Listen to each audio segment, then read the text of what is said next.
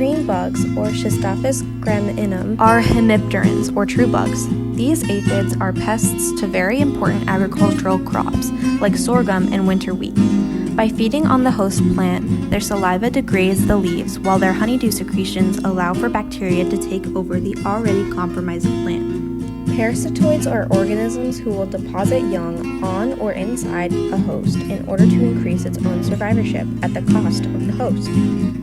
I have captured 2 such parasitoids. So who are they?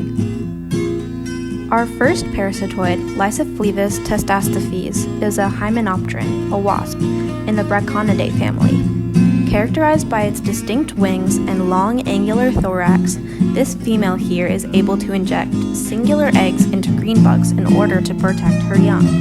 After Lysiphlebus testaceipes successfully parasitizes her host, the egg inside of the aphid will develop into its larval and then pupal stages.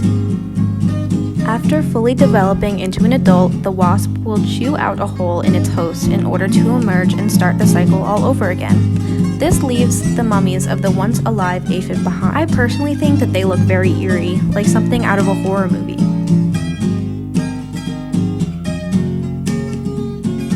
In the video, you will see this wasp touch the aphid with her antenna, and then proceed to probe the aphid with her ovipositor.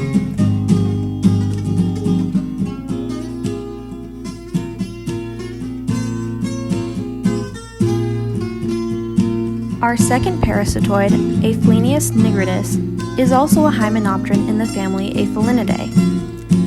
With a more triangular shape, a smaller size, and stubbier wings, this parasitoid flips up her 2 sets of wings, folding them in half in order to aim her hypodermic needle-sized ovipositor into an aphid while backwards.